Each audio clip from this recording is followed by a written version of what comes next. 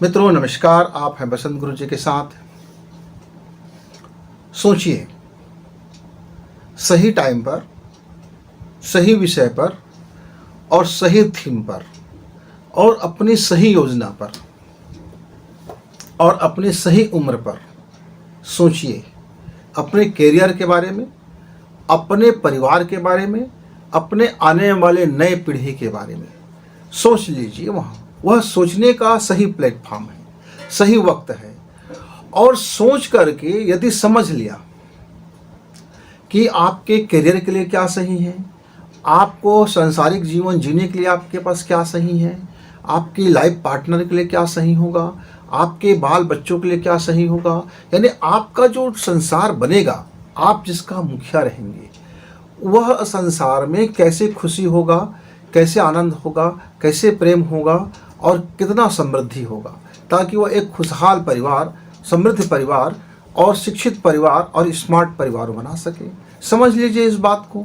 और यदि आपने सोच लिया और समझ लिया, तब फिर आपके पास जो रास्ता बनता है चयन का, तो फिर उस मार्ग को चयन करके आप चल पड़िए।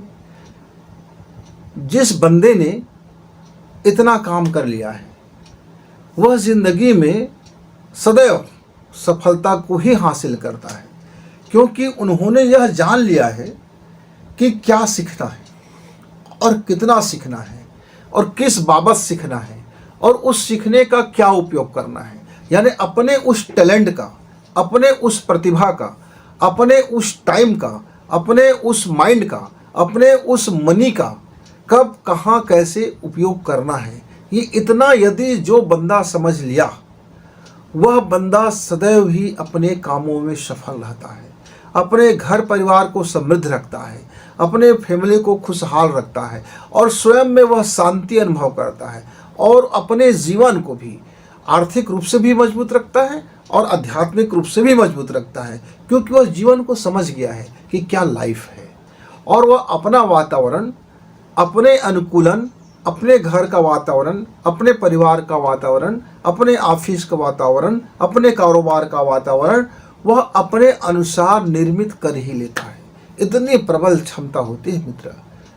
और ये सही टाइम क्या है, बस इसी का चयन होने में हमें बड़ी दिक्कत होती है। हम मिडिल स्कूल के छात्र थे, हमें ज़रा भी ज्ञान नहीं था कि हम क्यों पढ़ाई कर रहे हैं, हम किस विषय को कितना पढ़ें, हम किस विषय पर हमारा रुचि क्यों बना हुआ है। आखिर यह हमको खेल कूद करना है, पढ़ाई करना है, घूमना है, फिरना है, सब ऐसे ही होते थे, कोई टारगेट नहीं।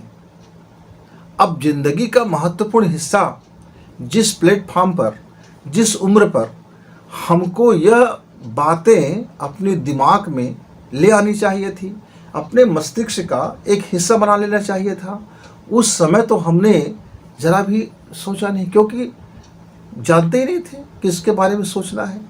अब हम हाई स्कूल पहुंच गए।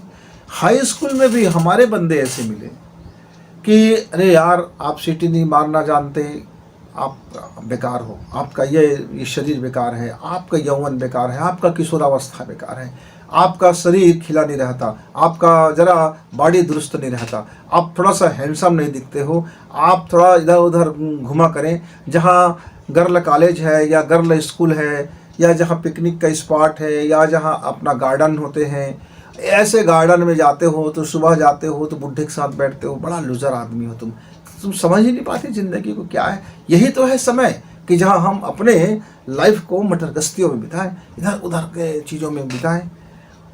मेरे एक कुछ मित्र थे, वे इस रास्ते में बड़े प्रवीण हो गए।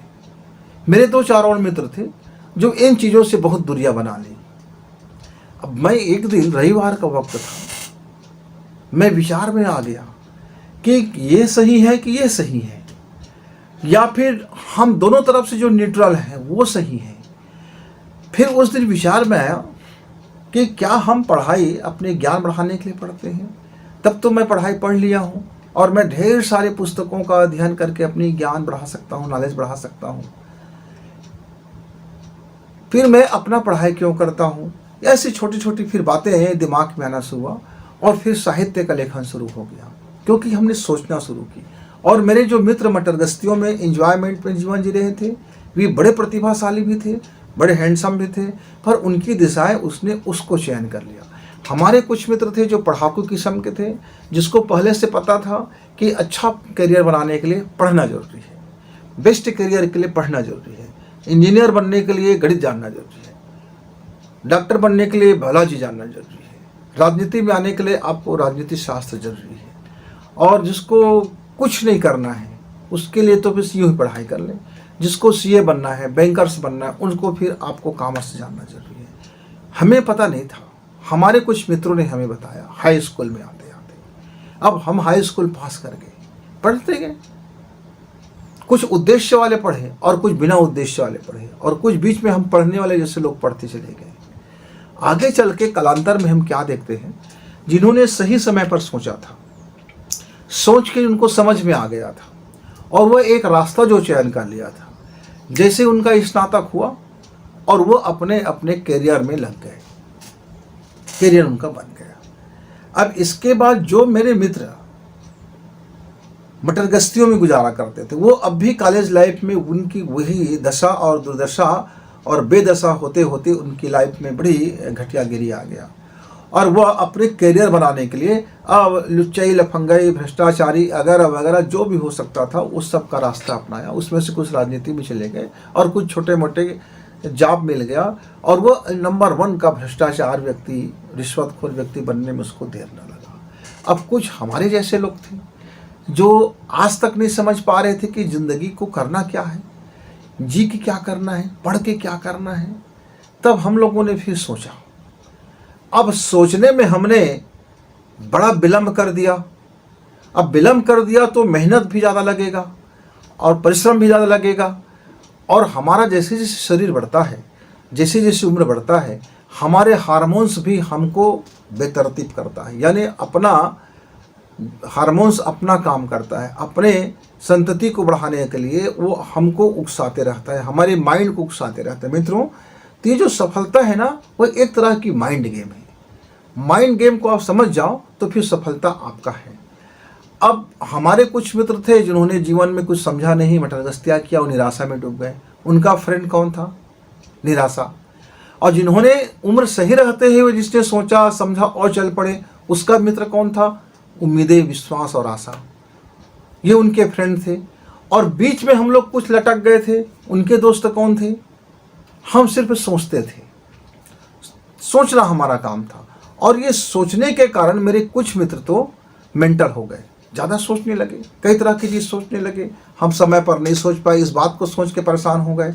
अब हम सोच रहे हैं तो क्या कर पाएंगे, इस बात को सोच के परेशान हो गए। मतलब उसका हेल्थ बिगड़ता गया और वो मेंटली रूप से मेंटल हो गए। मित्रों, तो हमने यह सबक लिया कि यदि हम सही समय पर नहीं सोच पाए तो हमें तब भी निराश होने की ज़रूरत नहीं है।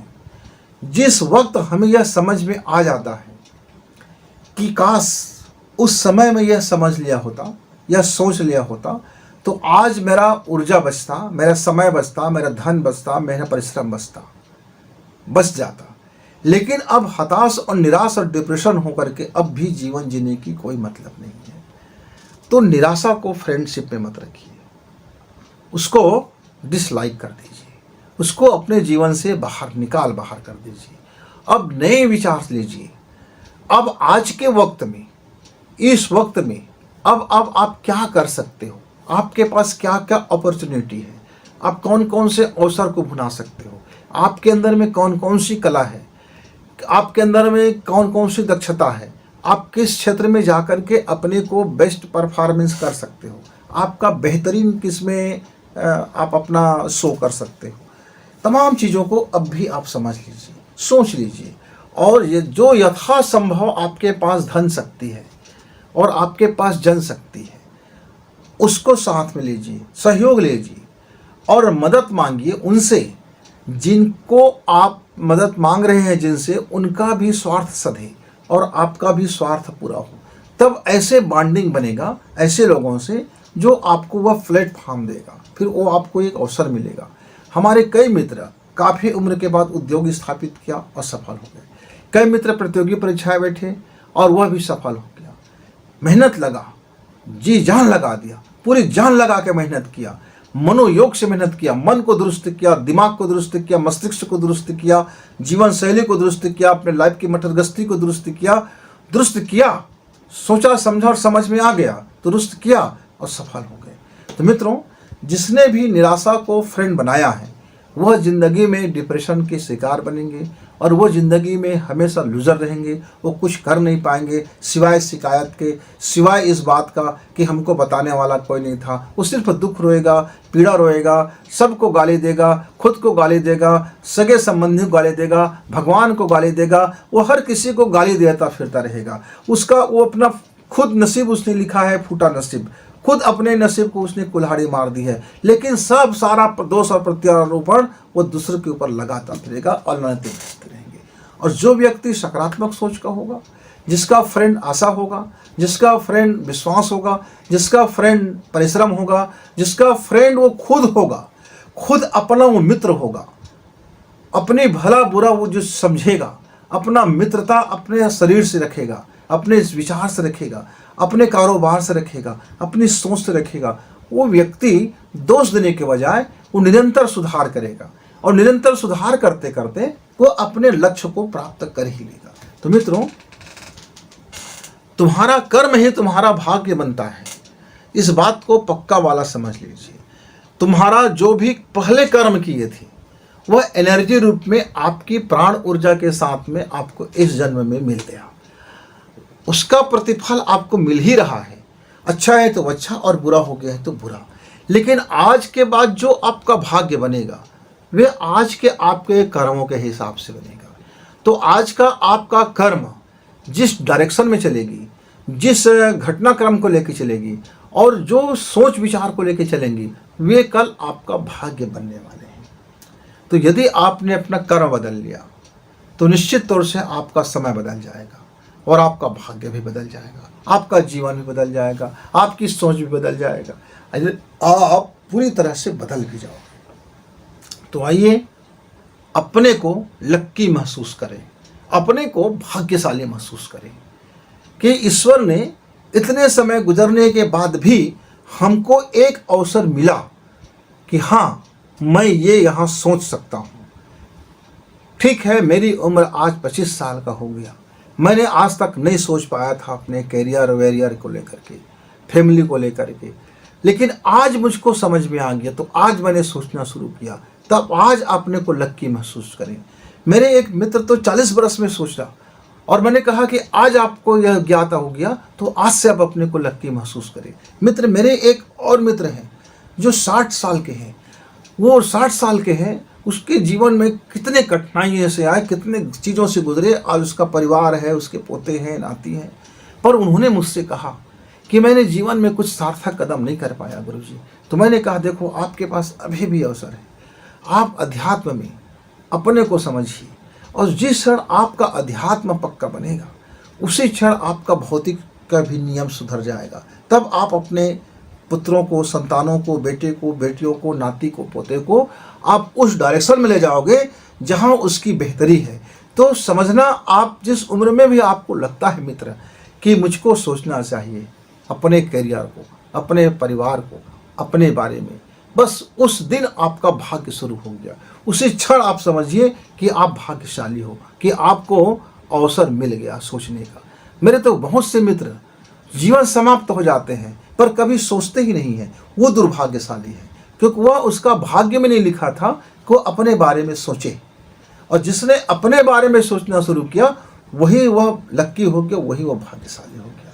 तो मित्र, आप अपने को लक्की महसूस कीजिए, धन्यवाद दीजिए खुद को और ईश्वर को। देखेंगे आपकी जो लक्की का होने का जो महसूस है, भाग्यशाली होने का जो एहसास है, वो आपकी ज़िंदगी में कितनी खूबसूरती से, कितने शानदार तरीके से सक्सेस की ओर आपको ले चलेगा। तो मित्रों, यदि आपके पास वक्त है तो अपने लिए, नितांत अपने लिए घंटे भर का समय निकालिए और आप आराम से किसी जगह में बैठ जाइए, बिल्कुल आराम से बैठ जाइए, कुर्सी में बैठ जाइए, लेट जाइए, लेकिन नींद में सोना नहीं है। लेट जाइए, आराम से शरीर को शिथिल कर लीजिए।